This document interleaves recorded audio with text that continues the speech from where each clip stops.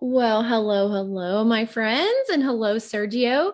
Today, we're going to talk about three steps to a new beginning. You know, we all have new beginnings every so often in our life, and I have one happening right now. And so I thought this would be a great time to talk about three things that I do when I start something new. What do you think about that? I love new beginnings. It's something that I always gets me excited starting something new. So I cannot wait. Are the three steps that you have put together for us? But can't wait. Well, as you may see, my background's a little bit different today. That's because I am starting to practice my one woman show. So that means I needed to change my space in order to have a really nice performance area for me to practice my staging and blocking and just moving around. And so that's why I've kind of switched some things up in my studio.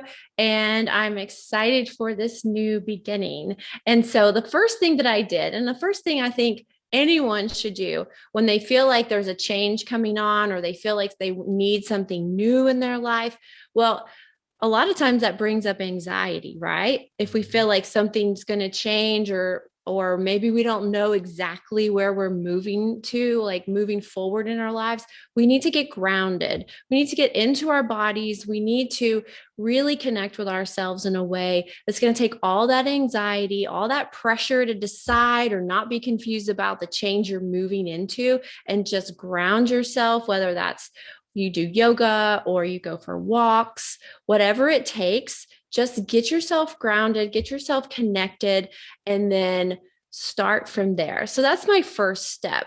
Mm. Are there some grounding practices that you do, Sergio, that you would like to share with our viewers?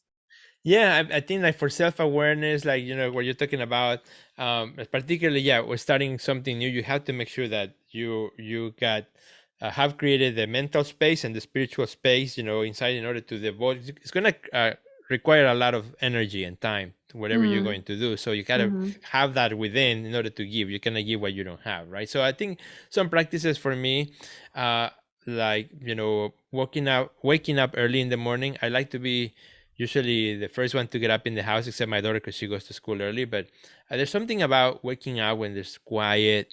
It's just me and my dog. I take him outside, and kind of like there's like a little routine that I have in the morning that kind hmm of helps me to kind of be ready for the day. I hmm don't know if I wake up late, I feel like I already missed a lot or something. I don't know. It's just psychological, but there's something about waking up first in the morning early that kind of grounds me and prepares me for the day. That's one of the Mm. things that I do. Yeah. Yeah, I love that. I love to get on a yoga mat and do some stretching, maybe some Yeah. journaling, maybe some visioning of what I want the day to look like. So I think that really helps too. Because whenever we feel anxiety or stress, our mind starts to ruminate on all kinds of thoughts. And so one way to minimize that is to get grounded. And so once you do that, we'll move on to step number two, follow your vision with curiosity. Because I love when that. you get grounded, you are able to see things a little more clearly. You're able maybe to see different options from new perspectives. And so once you do that, you're able to really see your vision a lot more clearly. And then when you approach it with a sense of curiosity, with a sense of wonder, I think that helps take a lot of the pressure off as far as how do I make this decision or is this going to be perfect before I move forward. So it's all about action, not perfection. So like, don't worry about whether it's ready or perfect. Just take the next step forward, follow the vision, and just keep moving towards the new beginning that you know that you're walking into. And I think when we do that with a sense of curiosity, we enable ourselves to have an unfolding that could be so much better than if we just stuck to like a certain plan or like a certain set of steps. If we just do it with a sense of like, I don't know what's going to happen, but I know that I'm ready for it. And I know that I'm going to step into it and embrace it. Yeah, I love that one because I think that as you were talking about it, reminds me of my newest series, my new body of work. Which as I'm preparing for my show, it's these are all abstraction paintings that came out kind of that idea of looking at the possibilities. What if, people know me for like the figurative abstraction, but what if, I do this? What if I did? I kind of like, you know, coming at it with a sense of I know how to craft a painting that that I've been doing for the longest time, but what if I do something a little bit? What if I Mm. challenge myself in a new direction? And the curiosity of, well, let me explore ideas. And then, the exploration led to the body of work that I now created 6 months later. But it's so easy to kind of like repeat what we already know, rehearse kind of like what makes us comfortable. That is sometimes until we are willing to do that exercise of the second step, and things, looking at things with curiosity, that will unlock all great possibilities that now I look back like, wow, I'm glad I did it. I'm glad I did it, because otherwise I wouldn't have this new body of worker sitting around. Right. And when you want to do something new, you can't do what you've been doing. So you Right. have to change the way that you approach it. Maybe you change your a little bit of your process. It doesn't really matter what you change, but you have to change something in order to get a different result than what you've been getting.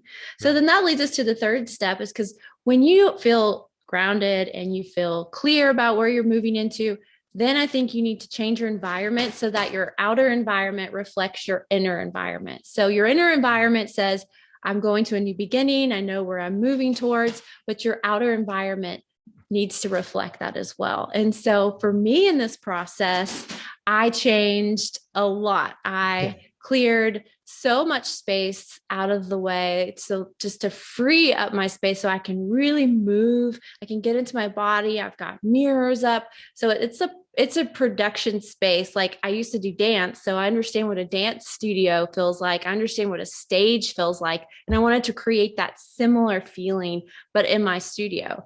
And so I can't wait to. I'm going to text you a picture, Sergio. And if Yeah, I you can't wait guys to want to see see a picture of my new it. space, just send me a DM and I'll send it to you. But I feel like this is the best chance at me stepping into what it is I'm doing next in a way that feels totally supported, that feels like there's no way that I can fail at this. And Hmm. I think that's an important thing to remember is when you're doing something new, we're going to maybe make mistakes, but like ultimately we're going to reach a goal. And I think if you want to reach your goal, make it a fail proof goal.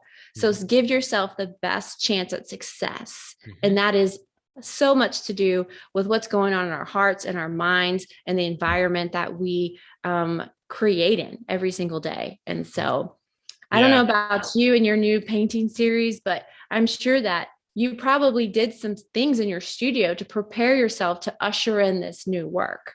Yeah, because there were a lot of things that were new. For example, typically before that series, I was working on paper, vertical long pieces. So I had to change my surroundings, my environment, so that I could fit these new squares on canvas, stretch. So yeah, I had to move things around. I had to reposition the table so that I can work around the table when they were flat, and Mm, trying some new techniques where I had to put them on the floor. So yeah, there was a lot of moving parts, but it was part of the excitement, to kind of troubleshoot those ideas and say, okay, if I want this result, what do I need to change? What needs to be different? What needs to be reconfigured so that it can happen? That mm-hmm, included materials, included space, included even lighting. I changed the lighting to like, I think I need an upgrade. So I went to the hardware store. I got more light in the studio, and that made a big difference. Just changing just a few things, even though the layout is similar, but just something that I know is different. It did mm-hmm. make a huge difference for me. I love that. Well, I hope these tips are really helpful to you all today watching because I know that as an artist, we're always recreating, reinventing ourselves, wanting to do something new. Say we've been doing something for so long, well, we want to probably explore something new. We're curious by nature. And of course, Right. I think in order for us to usher in our creativity and our curiosity in a way that's going to flow through us and show up in how we express ourselves and the work we make, that it's important to remain grounded, focus on your vision to get clear on it, and then just show up having fun and let your whole world just reflect the things that are inside of you that want to be expressed. And so I just thank you, Sergio, for your feedback on this as well, because I know you just went through it. And I'm looking forward to my new beginning with my new stage performance, which That's I'm awesome. very excited about. And I can't wait to fill you in on how it goes in the next 3 to 4 months. I'll be working on producing this 60-minute keynote about the power of creativity. It's gonna So, be awesome. I can't wait to hear more about it. It's gonna be great. well, where can our friends connect with you online? Make sure we let them know how to do that today. Yes, so you can find me at Sergio Gomez Art in all the social media platforms, my website, Sergio Gomez Online, and my coaching programs at theartistnextlevel.com. We'll be happy to connect with you guys. How about you, Awesome. Ben? Mm-hmm. And you guys can find me on Facebook and Instagram at Beth English, and that's bethenglish.com. And please join my artist community, the Nashville Creative Group. We're on Facebook and Instagram. Would love to see you in there. We are having a great time sharing our work and encouraging each other. So, Mm-hmm. Excellent. all right. Well, we'll see you next Wednesday for another great video. And I can't wait to hear what Sergio wants to talk about next. Absolutely. It's going to be good. All right. Bye, Bye. guys. Take care.